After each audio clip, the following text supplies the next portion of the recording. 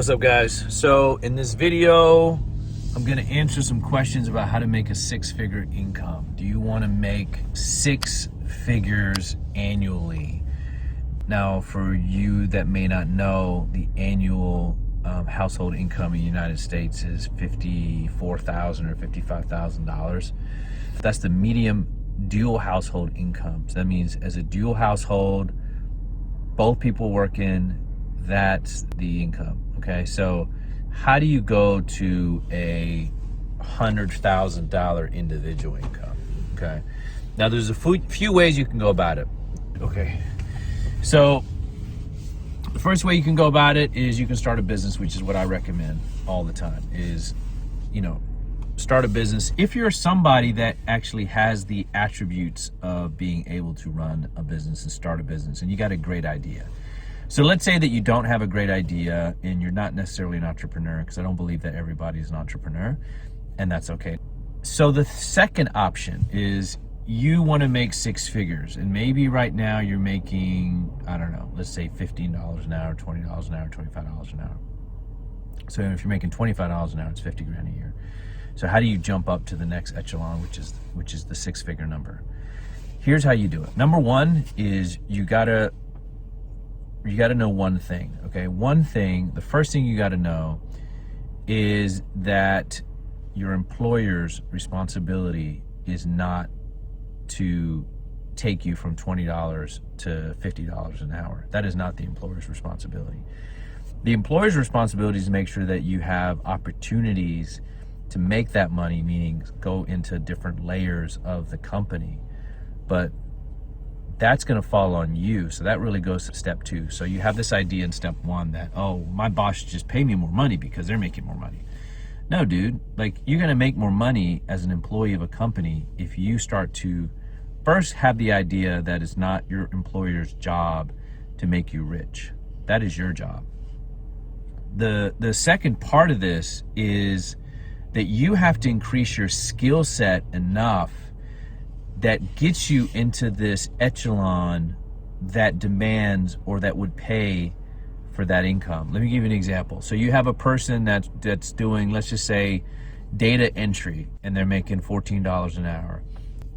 So every year that person's gonna say, well, I'm working hard and I show up every day and I don't take time off and all that kind of stuff, right? So I deserve, failure against rule number 1, is I deserve to make, because I worked hard, I deserve to make $16 an hour, right? So then you got people in this other layer that are making 6 figures, and it's like, how are they making 6 figures? Well, the reason they're making 6 figures is because they have a different skill set, and they're willing to invest and become better at that skill set. It doesn't necessarily mean that you can't. All it means is that you've got to now invest the time and be courageous enough to take the risk of saying, hey, I want that position. I want to go do that job. So the employer's going to say, okay, cool. Johnny, you want to go do that job? Okay, Johnny, here's what you got to do. You got to do this and this and this. And I need you to take this class. I need you to understand a little bit more about this or whatever it is, so that you can then do that job. If you're not willing to do that, then don't bitch and don't complain that you're only making $10 an hour or $11 an hour.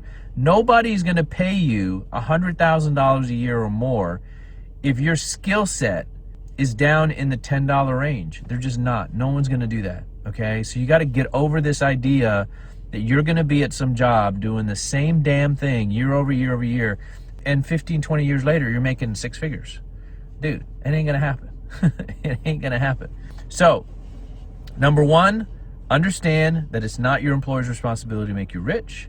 And number 2, that it is your responsibility to increase your skill set and to take on more responsibilities in your job and make yourself invaluable. Invaluable. Employers will pay you a lot of money if you make yourselves invaluable. And what does that mean? It means that they feel that they cannot operate without you. I got a lot of people in my company making a lot of money, hundreds of thousands of dollars a year, because they've made themselves invaluable. Invaluable. And I love paying people that make themselves invaluable a ton of money. I love it. I don't have any back off on it, man. I'm like, make as much money as you can make. Why? Because they're creating so much value in your business that you don't mind paying them the money because they're making the company more money. Okay, so number one, it's not your employer's responsibility. Number two, it's your responsibility to increase your skill set.